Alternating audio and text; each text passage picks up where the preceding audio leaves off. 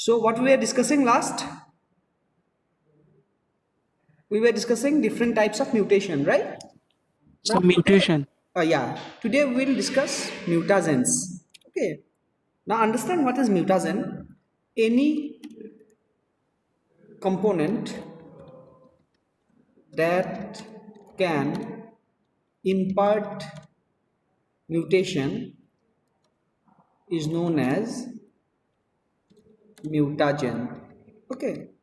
Now at this point, So, yeah. so in last class we only studies spontaneous mutation. So we didn't study the induced mutation. Okay, now we are coming to the induced mutation. So induced mutation is the second category which is induced by mutagens. Okay, now what is Okay. So, mutagen? We'll see here. Okay, anything that is induced from outside because of the exposure of a certain class of component is called as induced mutation. And induced mutations are caused by mutagens, right? You yes, just, sir. okay, go through the class, we'll discuss later on if something is missing. So any component that can cause or impart mutation in the DNA or the chromosome will be called as mutagen. Okay.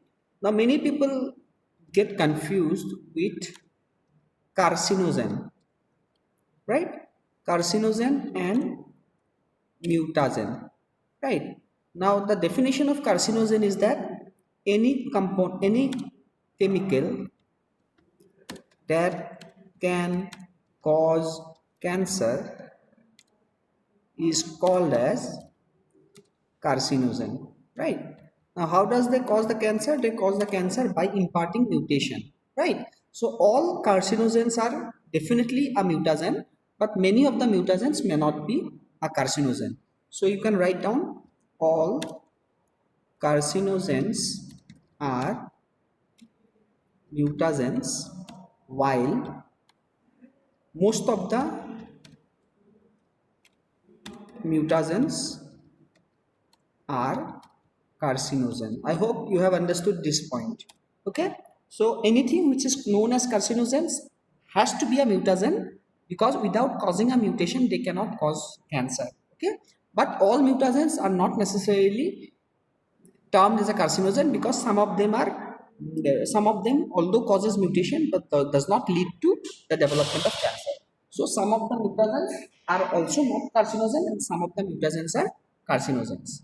Is it clear, students, till this point? Now second point will be your types of mutagens. Okay.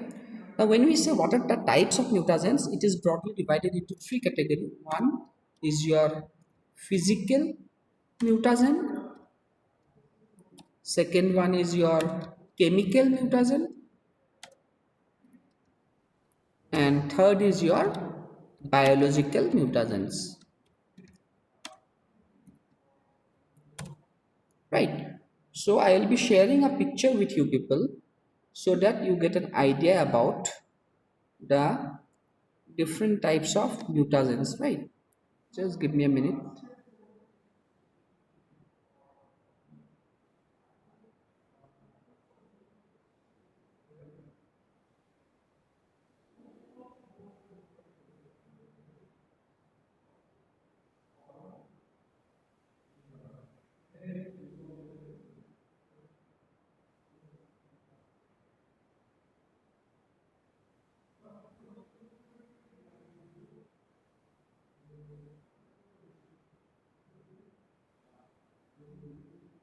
Okay, just leave it. We'll not we'll get into the actual mode. Okay, now these are the three types of mutagens. So let us discuss what are physical mutagens. Now as the name suggests, physical mutagens are basically the uh, ionizing and non-ionizing radiation. So physical mutagens are uh, rays that causes mutation and can be further classified as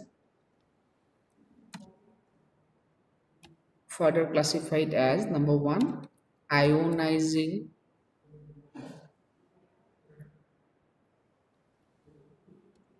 For example of ionizing rays are UV rays, or it can be not, it can be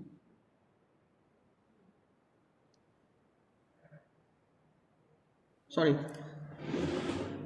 you just omit that one. Ionizing examples are your X-rays and beta rays, and second category is your non-ionizing. Example of non-ionizing physical mutagen is your UV, right? Point number 3 will be the concept, that fact that X-rays may cause alteration was first proposed by H. J. Muller in Drosophila melanogaster.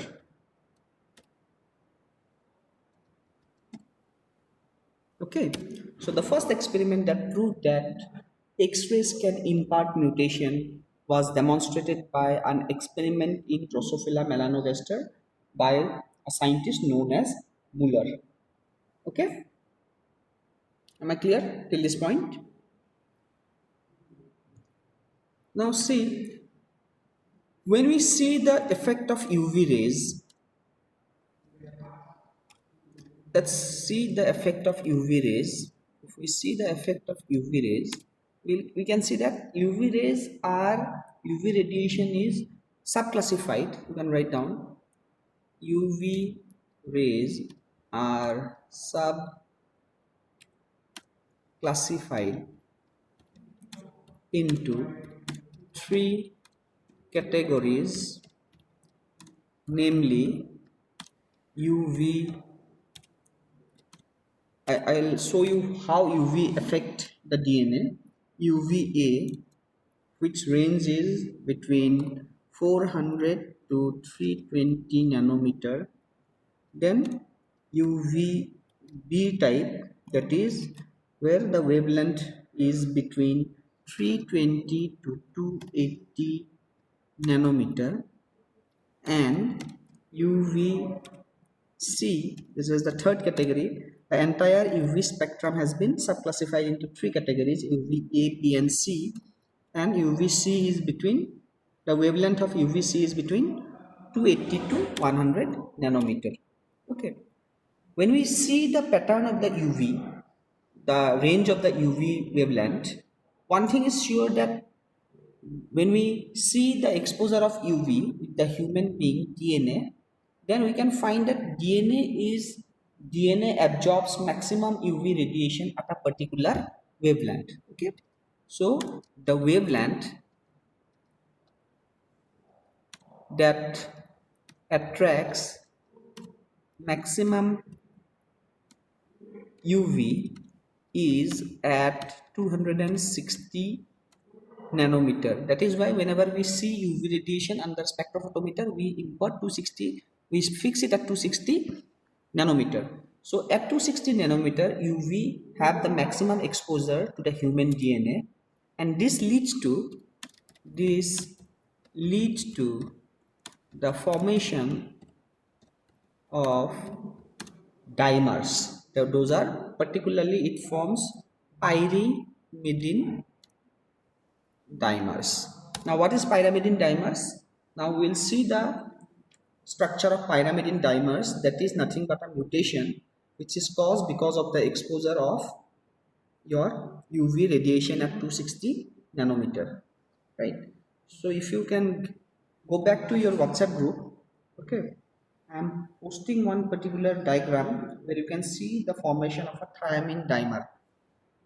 Can you see the diagram there, students?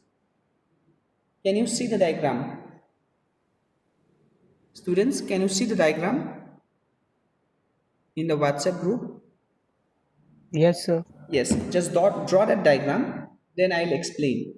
You can see a cyclobutane ring forming between the fifth carbon of two adjacent thiamine that leads to a bond extra ring called the cyclobutane ring that actually disrupts the normal functioning of the DNA. So this is a very common type of mutation found in human being because of the exposure of the DNA to ultraviolet radiation at 260 nanometer. So this is one of the effect of UV rays which can be seen frequently in the DNA structure, and that imparts mutation.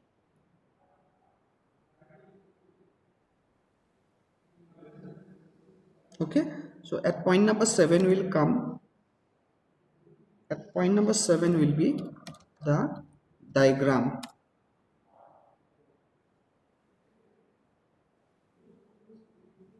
What happens here?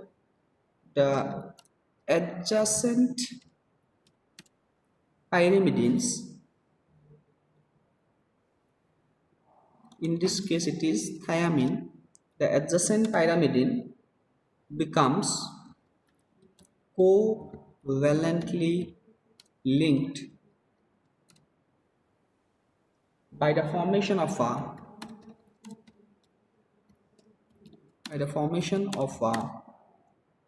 four membrane ring structure resulting from saturation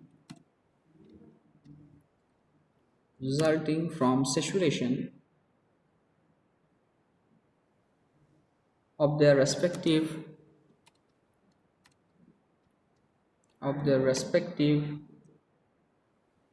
fifth and sixth double bonds.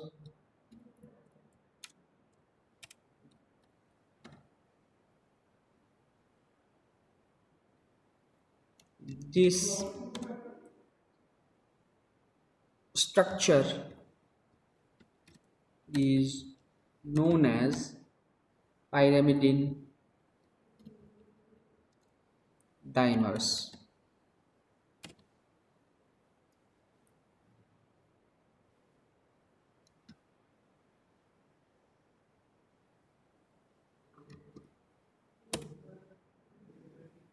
Okay, students?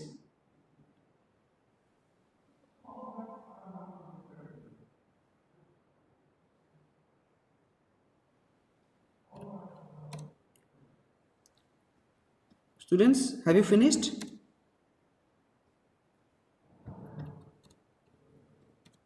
Students, have you finished? Students, have you finished? Yes, sir. Okay. Yes, sir. Yes, sir. Okay, point number 8 we have seen what is the meaning of the pyrimidine dimer because of a cyclobutane ring formed between the 5 and the 6th carbon of two adjacent thiamine. Now in nature, thiamine dimer is the most common type of mutation seen because of UV exposure, but the other dimers also exist in the frequency of CT, EC and CC. So the most common type of dimer formed is TT. Less frequently CT dimers are found. Further less frequently TC dimers are found, and most least frequently CC dimers are also observed. Okay. Next point is dimers because form between the purine bases are very less.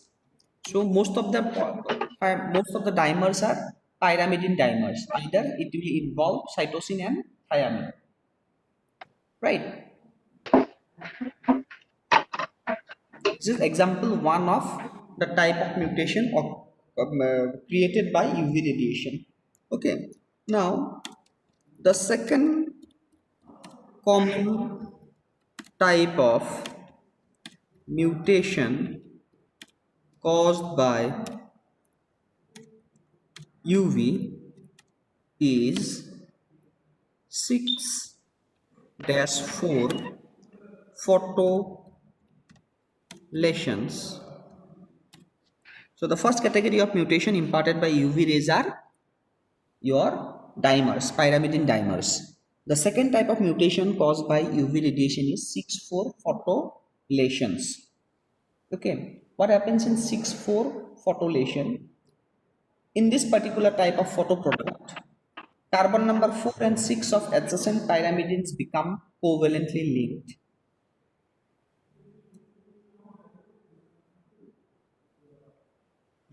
Write down. In this scenario,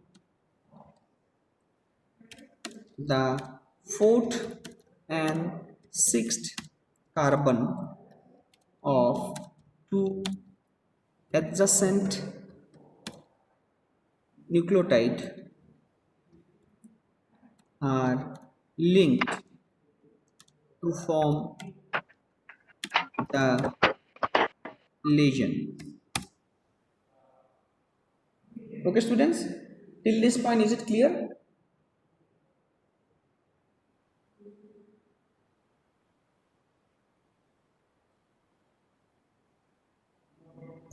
Yes, sir. Okay, now this was all about non-ionizing radiation, that is the effect of UV rays. Okay, one more point. UV also produces mutation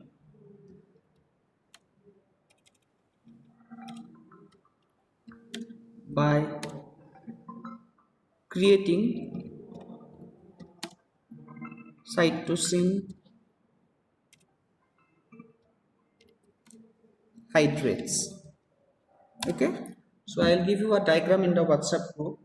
Just draw the diagram for cytosine hydrate. Okay, can you get the diagram, students? Just draw the diagram.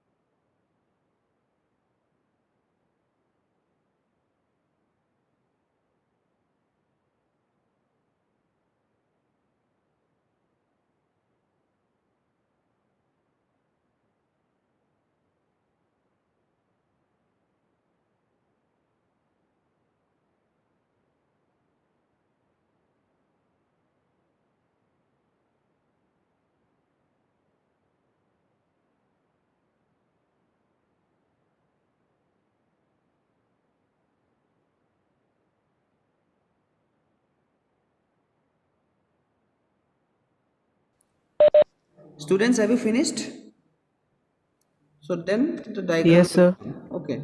Okay, now let's understand the effect of ionizing radiation. Okay, so the next point will be the ionizing radiations has more severe effect on the human DNA. Okay, the results may be insertion oblique deletion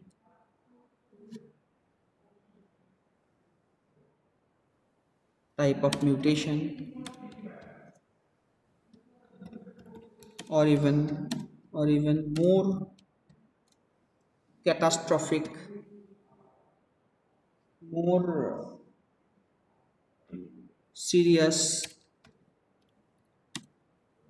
damage such as breakage of the DNA,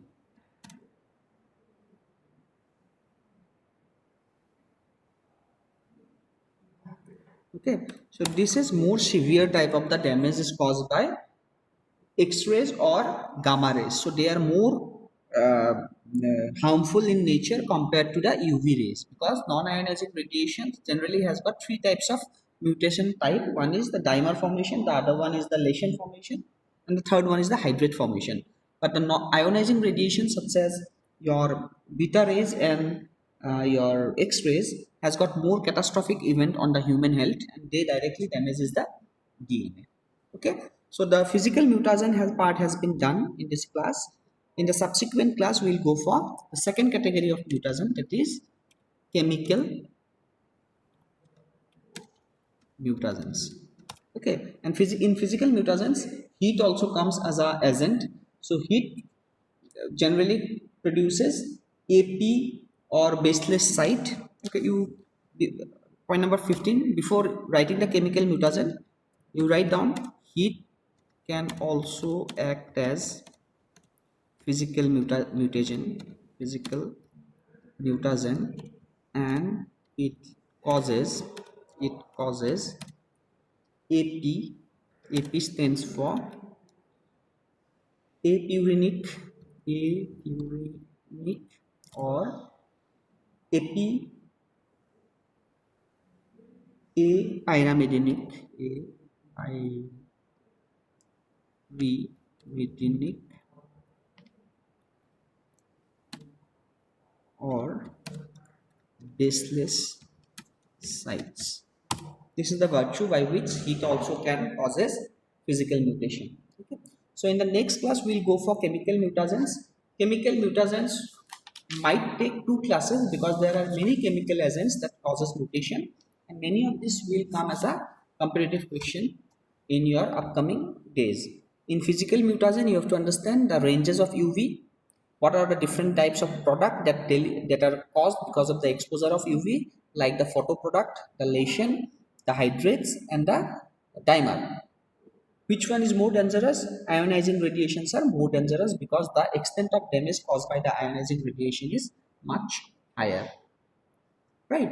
So that's all for today's class, and most probably students you need to prepare a presentation that you have to deliver, right?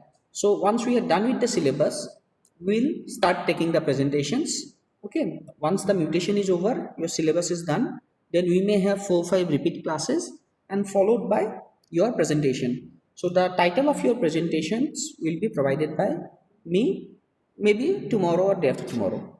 Okay, it will be a PowerPoint presentation. Instead of our class, we will have the presentations. Am I clear? Am I clear, students? Okay, sir. Okay. So that will carry some marks which will go to your internal assessment. Okay. So you have submitted the assignment. One component is done. You have appeared in the sessional examination. The second component is over. The third component will be your presentation. That will carry 5 marks. Right? Okay, students? Okay, so I'll close Yes, the sir. class now. Thank you. Thank you, sir.